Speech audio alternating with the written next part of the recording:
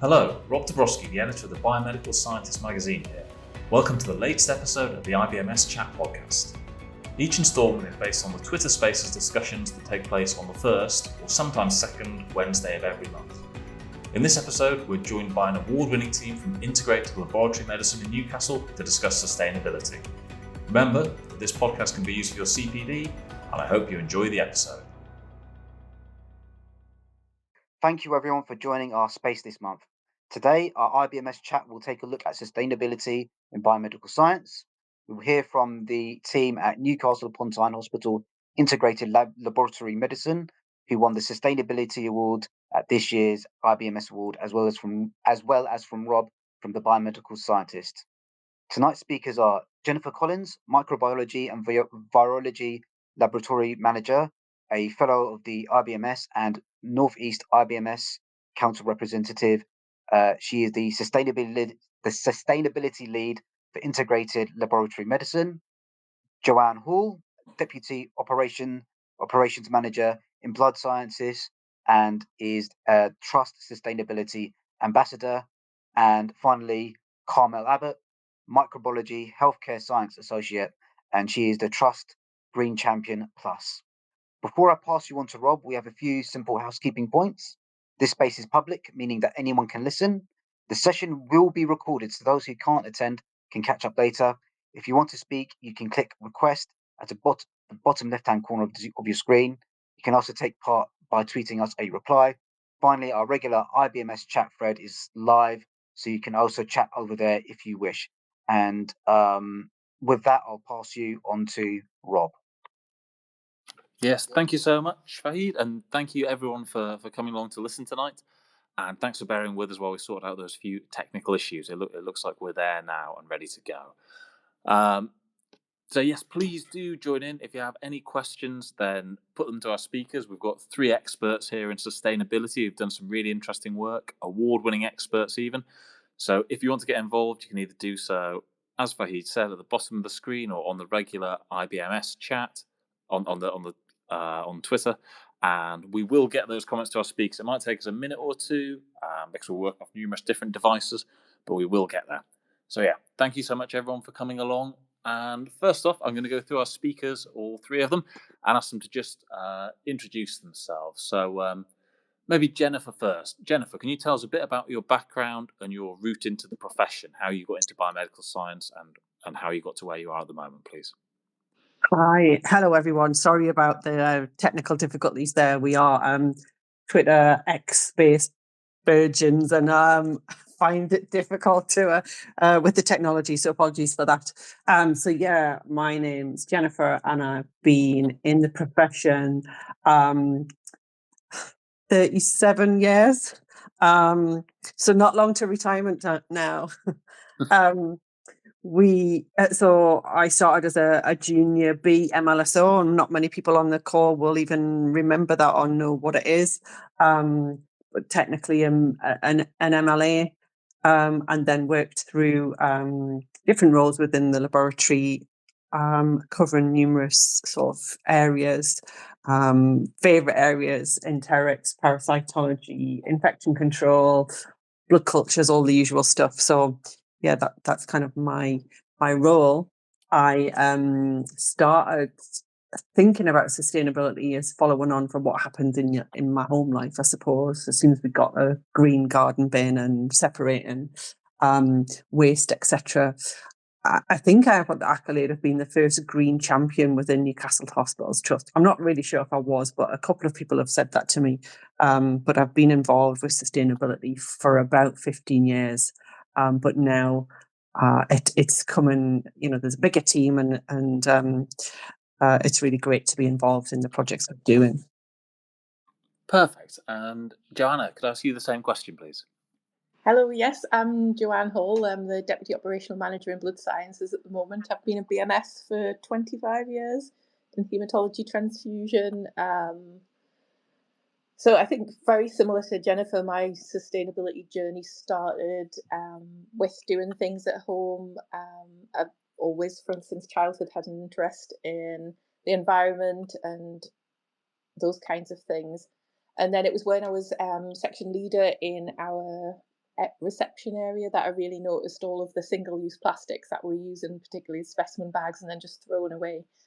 And it was from there that I started a specimen transport box project to reduce single plastic waste. And then the trust started running an IBMS certified sustainability ambassador course, which I joined and was successful. And it enabled me to support others on their sustainability journey and take forward the sustainable practices that I'd learned. So, yeah, that's me. Brilliant. Thanks so much, Joanne. And Carmel, how did you get into biomedical science, and what's been your journey through the profession to where you are now? Hi there. Thanks for having me. So I only really joined the NHS just under 3 years ago, and I joined as a MLA, and I'm now a healthcare science associate in microbiology and virology at Freeman.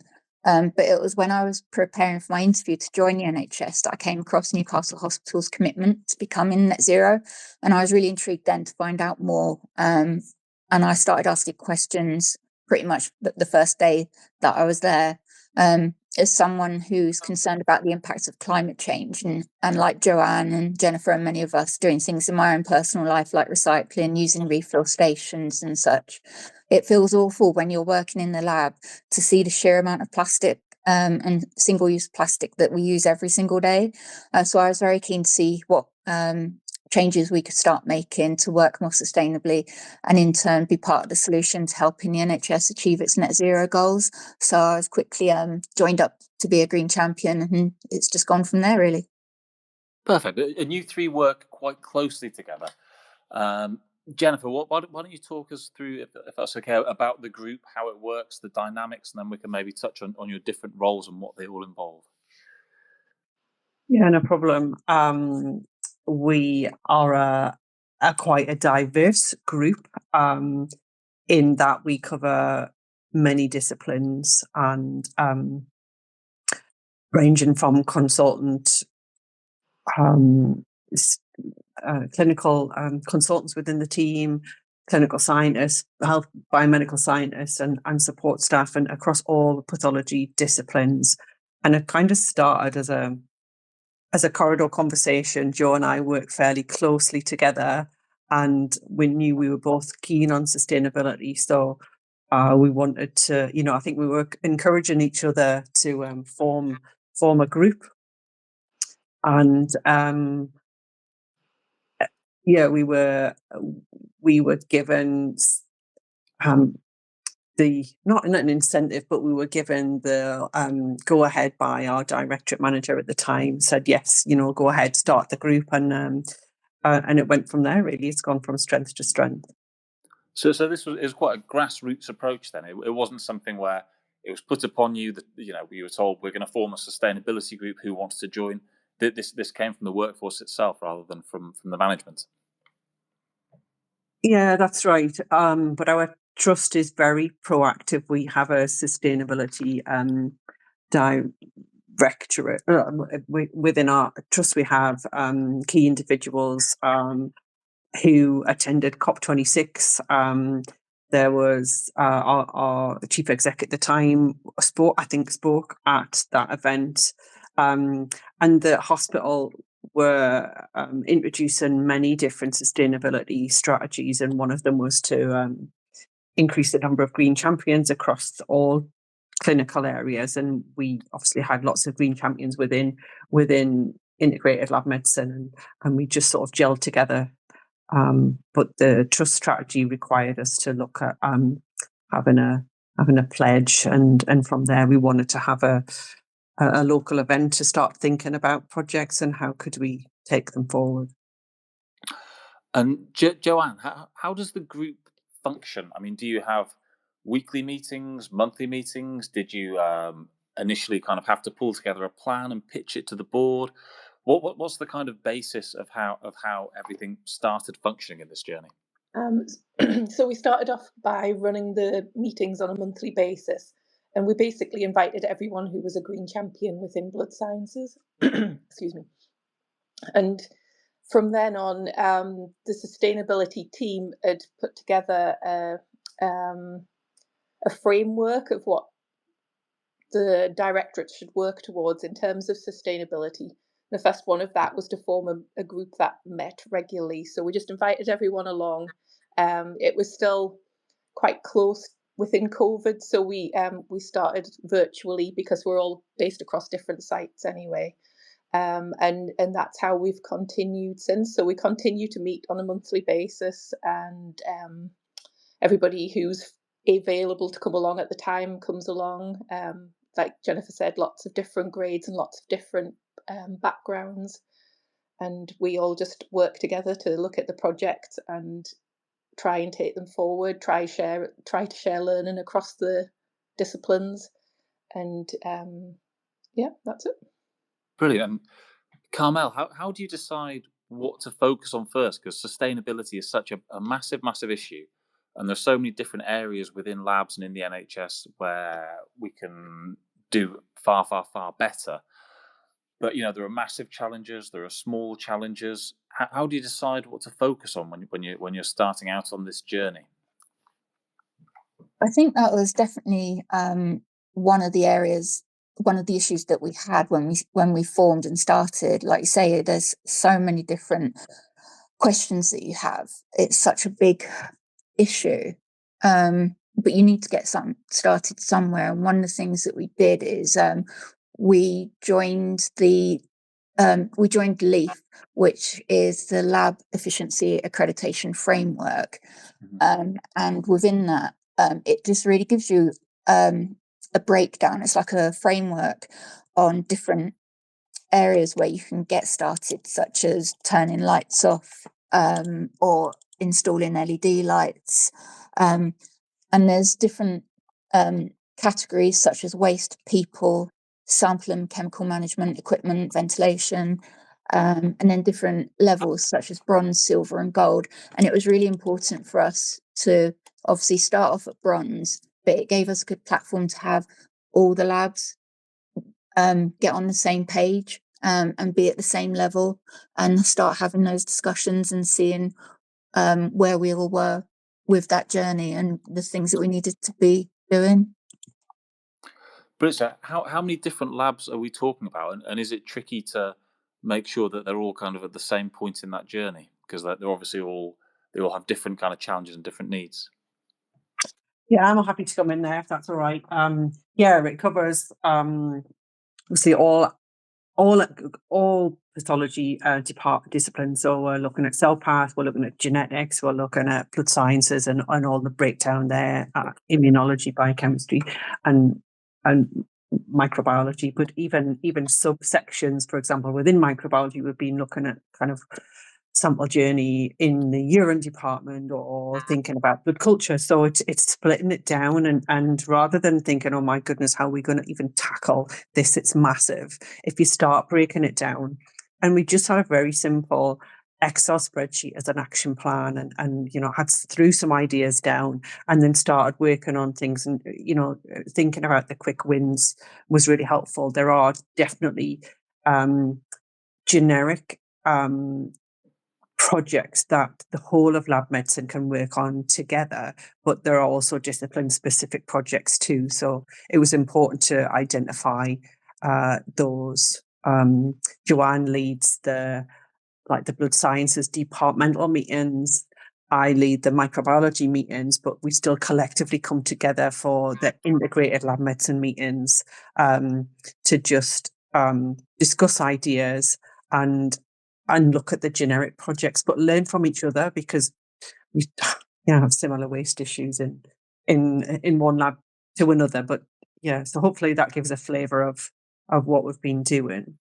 Mm-hmm. And so, did you think it's quite important then to start with these small wins? You mentioned kind of LED light bulbs, turning lights on and off. I don't know whether they're on timers or whether that's just kind of a reminder to everyone to turn lights off. Is that the type of thing that's a good thing to start the journey on? Because it's, it's not a nice phrase, but the kind of the low-hanging fruit, the easy win.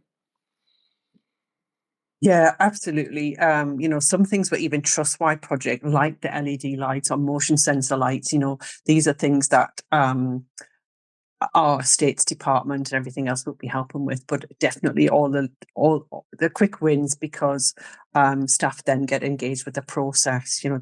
reducing paper and segregating your waste and reusing ice packs, and we've even been reusing dry ice. Joanne's team introduced that project, and it works very well. It means that we're reducing costs and not having to buy dry ice. We can reuse what we have.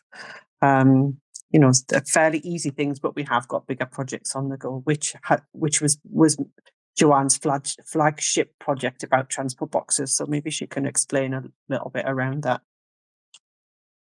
Yeah, please do. Yes.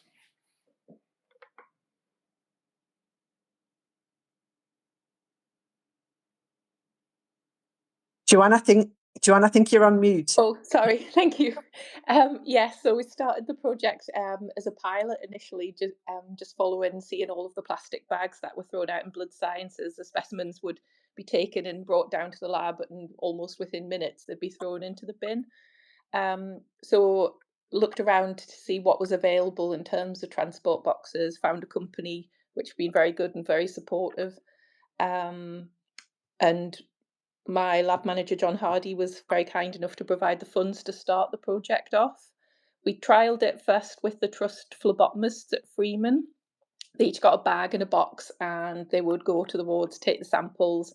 Because we have electronic ordering in our trust, the samples just go into racks within the boxes. So there's no paper request forms or anything. And then the samples are brought back down to the lab. That was very successful and was quite well received by the phlebotomists. So we rolled it out to outpatients. And again, that went well at Freeman. So we then rolled it out to the RVI as well, because we're two hospitals within the same trust. And again, got feedback that was well. So we're now running it with our GP practices. We've run it with one run of about 10 practices so far. And we had a little bit of feedback about size of boxes and different things like that at first, but since then it's gone really well, and we're just trying to get it rolled out to all of the practices now, with an estimation that we should save. We were spending £1 million on plastic bags every year, and we should save. Well, it was expected that we would save about 75% of those using the transport boxes. And is there also, as well as this being sustainable, good for the world, good for the environment, it also sounds like there could potentially be some kind of monetary advantages as well. And that, if you're not constantly using and throwing away plastic products, then maybe you're going to make a saving. Is that something that's kind of factored into not exactly the business plan, but the initial plans? Do you have to kind of pitch it in a way of, after this initial investment, we're actually going to save money? Or are you able to just purely get by on, this is good for the environment, we've got to hit these net zero targets at some point in the future, we're working towards it? So there was multiple benefits, which when I submitted the application for the funding, we were able to identify that there would be recurrent savings from buying the transport boxes. They would pay for themselves in just a year or two. The other advantages obviously were speed, so the samples were processed a lot more quickly. The boxes are dropped off at reception, they're passed through the hatch. Our healthcare assistants scan the samples through into our computer system, and then they're straight on the analyzers. There's less repetitive strain injury for staff as well. So there was lots of ways we were able to sell the benefits of the transport boxes. Brilliant. And Carmel, are there any particular projects that you've been involved in, Carmel, and kind of heading up, or have you been working across numerous things? Yeah, really numerous things. But following on from Joe, I was working within the urine section of the lab, and we receive approximately 500 specimens a day, either in universals or boric acid tubes, and these arrive individually, also in single-use specimen bags. And obviously I was aware of Joanne's excellent project, and I just wondered if there was the potential to expand it to accommodate additional sample types and not just the blood vacuolators. But it turned out that the boric acid tubes, fitted into the original sample inserts that already came with the transport boxes. So Jennifer and I then discussed the idea with the medical engineering team at the hospital, and they designed and printed inserts that accommodated universals too. And then we went on to explore options for blood culture bottles and utilising the space under the insert racks for storing swabs as well. So really we wanted to expand on the work that Joanne had done for our lab as well. And that's an ongoing piece of work. But there have been, like we mentioned earlier, it's really important to do the quick and easy wins as well. One of the things that came from LEAF was like the computer switch off program. And a member of staff had already, who wasn't a green champion, but cared about sustainability, had raised their observation that almost all the PCs were still on from the day before when they came into the lab in the morning. So our IT lead at the time, David Allen, who was a green champion, wrote and implemented a computer script that shuts down the PCs from between 6 p.m. to 6 a.m. if they've been idle for more than 15 minutes. Mm-hmm. And this was installed on all non-essential PCs within the lab. And when we told other green champions about this throughout the network, other departments are really keen to implement the program too. But Trust IT are now in the process of rolling this out across all sites. As you mentioned earlier, it's important to look at, not just energy savings, but also the monetary gain. And they estimate that this could save over £125,000 a year. Oh, brilliant. I mean, it sounds like one of the really positive things about your group is that there's an idea that forms in one department, and there are also kind of applications or uses across the other departments, or it sparks kind of similar ideas of how you could do things. Has the relationship between the group been kind of quite important, and those kind of the meetings and the discussions? Is that one of the main drivers, as opposed to people kind of working in their silos and thinking, what can we do in our department? Yeah, absolutely. It is about that collaboration and sharing best practice. And we're now being approached by other areas within the trust, or really being used as an exemplar site within the trust.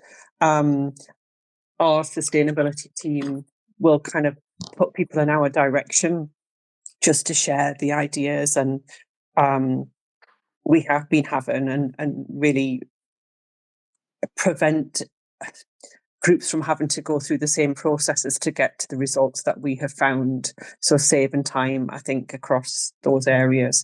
And I know Joanne is, she is a mentor and a coach within the sustainability arena because she went through the ambassador program. So it just means that her kind of learning and experience can be shared with other colleagues. We are branching out across the network as well, but maybe we can come to that a bit later. Brilliant. Are there any areas that are off limits where you kind of, you're not currently able to approach them and try and make them more sustainable, or is everything up for grabs at the moment? Sorry, I just missed the beginning of that question. Are there any areas that are kind of off limits that you're not allowed to go near, or are you able to kind of propose solutions across the whole of the lab? I think it's a pretty open arena, really. I think we need to. We've been given autonomy to engage across all areas, and we really want to be able to embed this into routine practice. It's not a wish list. It's not a CPD activity. It really has to be part of our business as usual, the same as quality and all the other service provision. So I think we've been given the I'll not say free rein, but it is part of our directorate's objectives. We're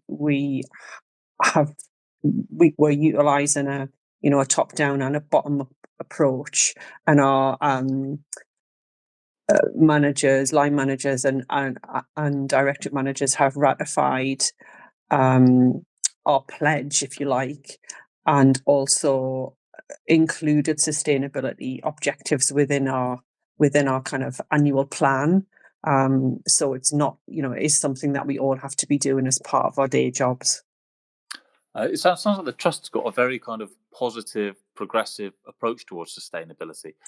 I imagine that's been quite liberating. And do you think that's the case at a lot of trusts, or do you think you're kind of in a lucky, unique situation? Whichever one of you is best suited to answer that. Yes, I think we are in quite a unique situation. Our trust was one of the first to declare a climate emergency, and we already had, as Jennifer said earlier, the sustainability team within the trust. And I don't think those support networks and the support of the trust is always available to people. Yeah, and I mean, what are the biggest roadblocks you've come across to progressing your sustainability projects? Are there any kind of major issues that you face that you could talk about now, so that the people listening can maybe hopefully avoid those kind of roadblocks? So for me, for the transport box project, our trust has gone out for tender for our courier service, and as that is quite a complicated and complex, lengthy process, it has delayed our project moving on. So sometimes although you have the resources and the time to put in, there's a block in the way that just means that you can't progress for some reason for now. But if you keep persisting, you can usually get there. I don't know if Jennifer's got any other roadblocks. I think Cam's going to come in next. So yeah, I was just going to follow on from Joe again. So there have definitely been unforeseen issues with engaging other stakeholders on the transport box project for our urine samples. So I think we've maybe approached it a bit naively. We provided the inserts for universals. We designed a poster, communicated the project in trust-wide comms. But despite all this, we had no uptake, and the samples are still coming to our lab in single-use specimen bags. So I reached out to specific people in the Green Champion network on wards that I knew we got our urine samples from, and I just asked if they were aware of the project, and this then led to a better understanding of the issues from their standpoint. We were under the impression that the wards were already using the transport boxes, but as Joanne just said, the boxes were mainly being used by phlebotomists, and therefore not all staff on the wards were aware of the project. So I think reaching out and going to the stakeholders, going to the people on the wards that we actually want to be using, talking to GPs and that, asking these questions really helped us understand why there'd been no uptake, and we reached a better level of engagement eventually, but there's still a lot of work to be done. And there's always a small group of people who don't like change, no matter what that change is. Have you had that kind of resistance in the kind of grassroots workforce, or is it purely people, once what you were trying to do was fully communicated and people realised what they had to do, they were on board, or did you still have to try and win people over? I'm nodding here in the background because as soon as you said that about resistance to change, it can be a problem, and I think as soon as you say either sustainability, people will switch off or roll their eyes and think, oh no, not again. They're getting on their soapbox. But I think if we think about it as sustainable healthcare, it's what we're all in our roles for, and we need to protect the service for the future, because if we don't do that, we won't even be able to deliver our services, and trying to get people to understand that part. But I think even the quick wins really get people engaged. Something as simple as coffee cup collections. Everybody in pathology drinks coffee. It's obviously their go-to. Everybody needs a coffee to get them through the day. I don't know.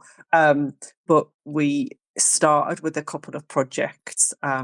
One was the pod back system. So everybody moved on from having just your instant coffee. They're having the fancy coffee pods in their offices and the likes, and also kind of coffee cups.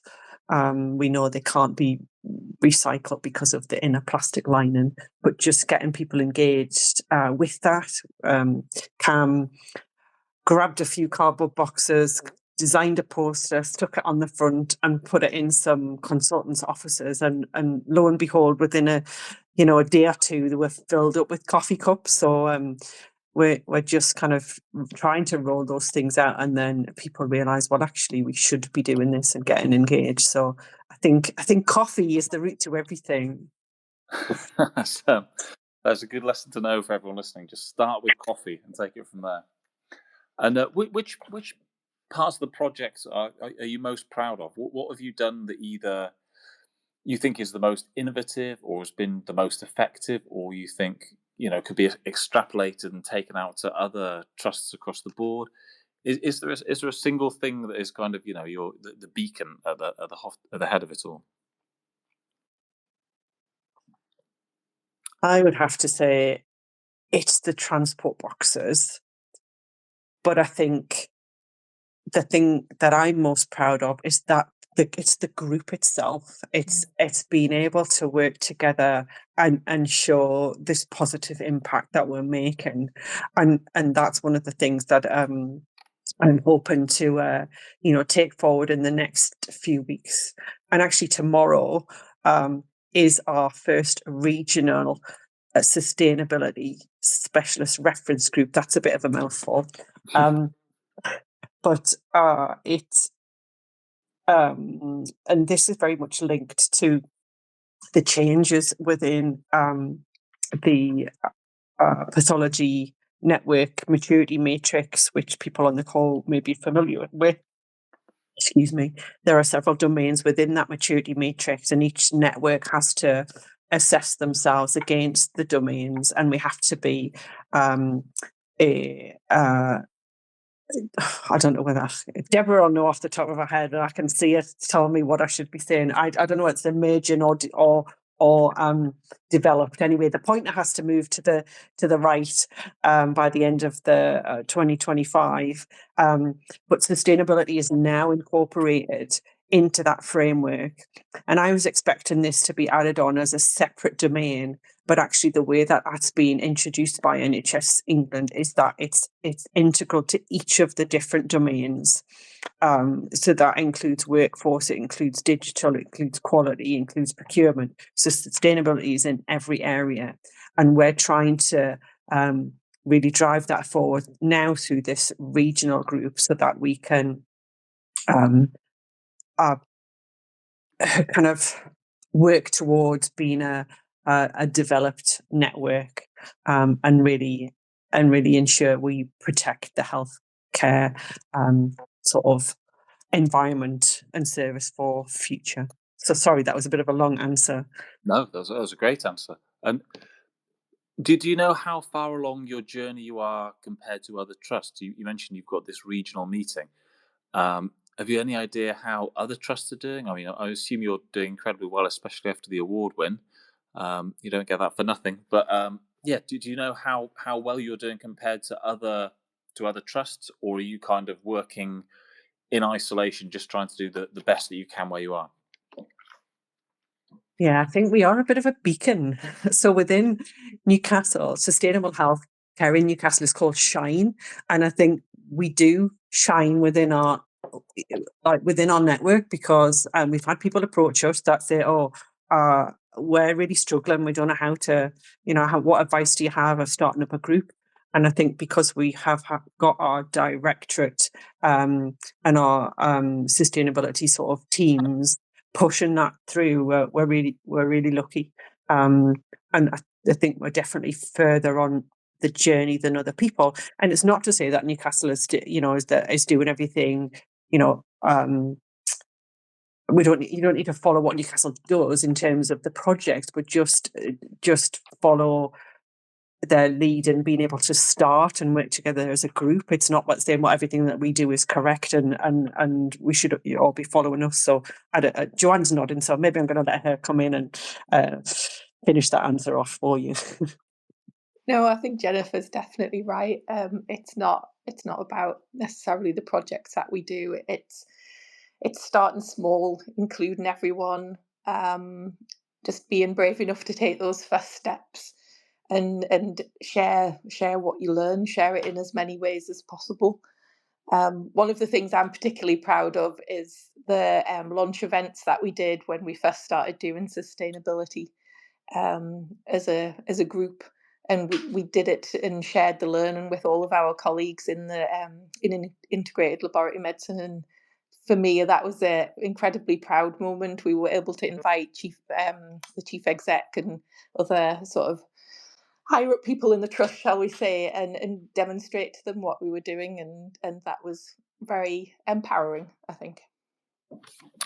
And obviously, a lot of this work costs money, even if in the long term you're going to get a payback. Are there any additional kind of funding sources that you've managed to tap into to support any of these green initiatives, or how has that funding worked? So in terms of the transport boxes, at the time our trust was offering a fund that you could apply to. It was Climate Emergency Action Fund. You just completed an application. Did require some support from finance to work out savings and things like that. And I submitted one for the transport boxes and was approved. So they gave me full funding to roll out the transport boxes across the whole trust. So if it helps if within the trusts there is a small budget put to one side that can support people, but I know there is some other places that you can apply to. I think Greener NHS are doing. Jennifer probably knows more about this than me, but I think Greener NHS are offering some monetary support at the moment. Yeah, I think, people have to be creative as to where to get funding from. I mean, so far, other than Joe's project, we really haven't gone anywhere for funding. They've been the things that haven't needed a cost. But as we go further through the project, through the different items we would like to do, I'm sure we will need funding to do that. But we need to be thinking about even, I don't know whether people on the call have heard of SUS QI projects or any kind of QI projects or charitable funds within the organisations. Certainly, there are different opportunities for like Greener NHS or BIFTA or suppliers. I think colleagues in the lab should contact suppliers. I'm sure they'll be really keen to work with individuals because they have got their own sustainability agendas as well. Actually, I read something. It's been very studious. I read something in the Biomedical Science today about how Altona have been working with a laboratory in London, and they're using nearly out of date molecular kits to support staff in training. So I think, Altona as a supplier, and I'm sure there are many others, are really kind of keen to make sure that they're working towards a kind of net zero, and it's around that social value and improving across the board. And there may even be sort of regional ICB funding, etc. So there are lots of opportunities, but don't let money put you off starting projects because some of them don't need funding. You can sort out your own cardboard and you can sort out coffee cups and whatever else. I know they might seem like small things fairly easily without very little money. Yeah, agreed. And for anyone who wants to read that article that was mentioned just then, it's in the current issue of the magazine, which should have landed on your doormat today, hopefully. It's page 35 from Expired to Inspired, and that's with London South Bank University, that project. Are you sensing a kind of sea change in how suppliers are looking at this as well? Obviously, there is the want from the NHS to be greener, and does that automatically kind of make suppliers more engaged with that? Are you finding any resistance from suppliers, or are they being quite innovative in the offerings that they're coming to you with, or is it more of a case of you having to go to them, asking them to do things? I think it's a bit of both, really, particularly managed service contract providers. I mean, they're such big contracts, and we buy and lots of consumables from them. And I think they definitely have their own agendas that they need to work towards. But I know Jo has been working on returning empty reagent packs, and we've been looking at how we can repurpose hard plastic, things like polypropylene. We've been working with universities to make into other products. And have had conversations with colleagues in Wales, NHS Wales, where biochemistry were doing a project, and I think this was through Roche. I'm sure other service providers also are keen to work. So I'm not just kind of plugging Roche or Altona here. But Roche were working with somebody in NHS Wales where they were using hard plastics and they were repurposed into park benches. So it was from biochemistry lab bench to park bench. And I think that was with a company, a waste company called Biffa. So there's everybody, there's so many different avenues and everybody really wants to do their bit. So I think we just need to have conversations with our suppliers, and I'm sure they'll be willing to engage in projects. It must be quite a liberating time to be working on this when you're at the kind of, you're at the forefront. No one knows exactly what all the solutions will be yet. Carmel, is it something do you enjoy that element of kind of digging out the future solutions that could have a really positive impact? Yeah, I do. I think it's also important to realise that you don't have to reinvent the wheel. There are other labs working on things. The Greener NHS platform is a really good example of this. Sometimes you can get sucked into thinking that, just in our trust, it's just us doing this. But when you look at what people are posting on that platform, there are a lot of people that care, and there's a lot of really good ideas out there. So it's not all on you to come up with the good ideas. There's a lot of good work being done already, but it is really exciting. I think, especially at our trust, we're really lucky and fortunate to have an amazing, passionate sustainability team that are really dedicated to providing the support so that we can all work together in having a positive impact on the net zero goals. As we got the assistant sustainability managers, Laura Middlemass and Karen Taylor, have sat in on our department meetings and really helped advise and provide encouragement and support, which was crucial when we were just setting out. And we have the support of the rest of the sustainability team, the manager, Annalisa Mills, Jason Mitchell, our waste manager, and James Dixon, our associate director of sustainability. And it's a real privilege to be part of what they're striving to achieve. And it does help when you can feel so easily overwhelmed at the scale of the issue to know that you're part of that team, not just with your trust, but regionally as well. Yeah, brilliant. And because I work for a publishing company and do the magazine on behalf of the IBMS, and we've also got an events branch in our company. And I know that at the end of each event, they kind of have a very kind of tightly monitored process where they kind of look at exactly how much carbon every single thing they have done produced, and they kind of look at how much carbon the event as a whole produced, and how next time they could reduce each one of those kind of areas.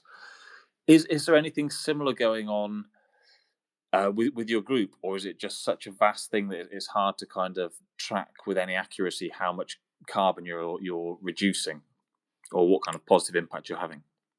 It is quite hard to track, partly to do with being able to obtain from all manufacturers the carbon footprint of the products that they produce. One of our clinical scientists, Tim Lang, recently wrote a paper, an article for a paper, which was the Journal of Applied Laboratory Medicine, and it was about the hidden costs to the environment of inappropriate lab testing. But one of Tim's thoughts was that we could have a database that companies could add to, so that we could then take that information from that database, so we could calculate the CO2 cost of what we do in the lab. I have to say our sustainability team is really supportive, and if we do want to try and calculate CO2 savings, they will try and help and support us with that. but sometimes it's just difficult trying to get that information. So if we could look at something as a wider NHS group that enabled us to do that, I think that would be really beneficial. And that type of work is a massive, massive amount of work. You're incredibly busy biomedical scientists. Biomedical scientists aren't known as a profession who are, have got a spare couple of hours each day to carry out some extra work. How do you find the time to do this? I think it is very challenging across all roles. I'm sure everybody on the call understands the pressure that you're under in a lab on a regular basis. I think, as Jennifer said earlier, it's embedding it in your everyday practice is really crucial. Getting it into meetings, getting it into your procurement, working with your supplies teams, all of those kind of things. Just looking at your day-to-day practices and seeing how you can introduce it. And if it's a passion, and which it is for us, you do find the time around your regular day job.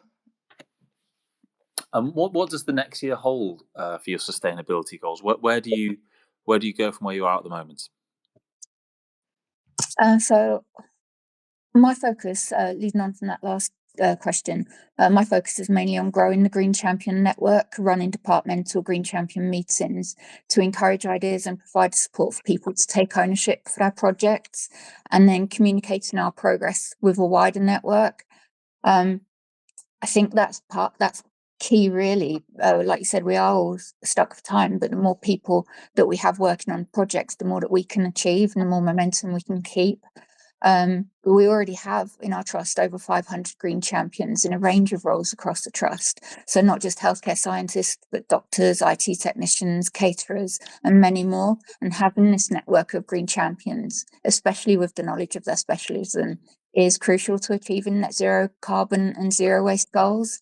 The network itself is essential for helping embed sustainable practices into our work lives until it becomes business as usual, such as segregating waste into different bags.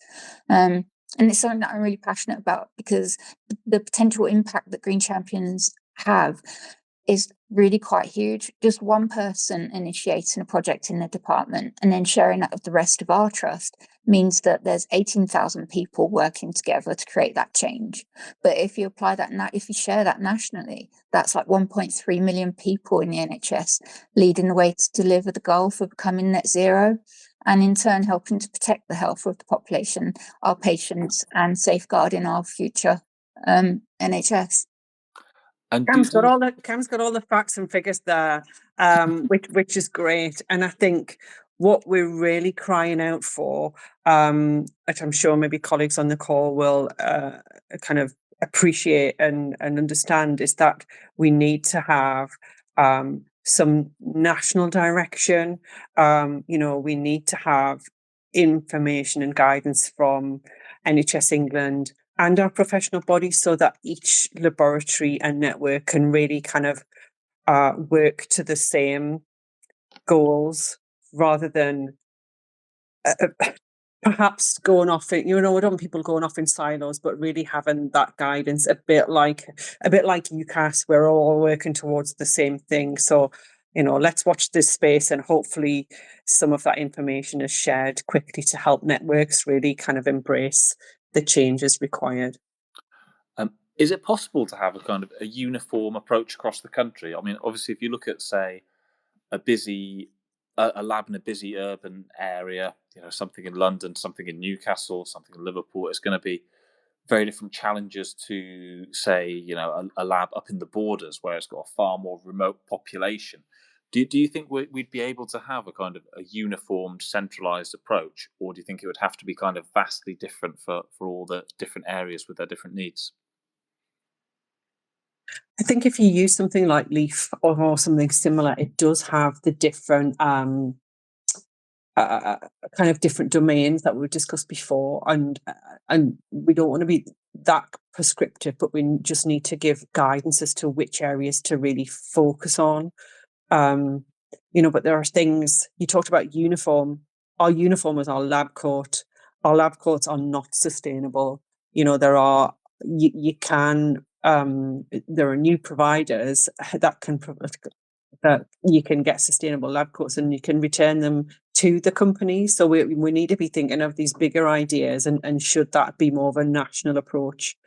I just think it's a vastly moving arena, and even by the end of the year, I'm sure there'll be really big changes.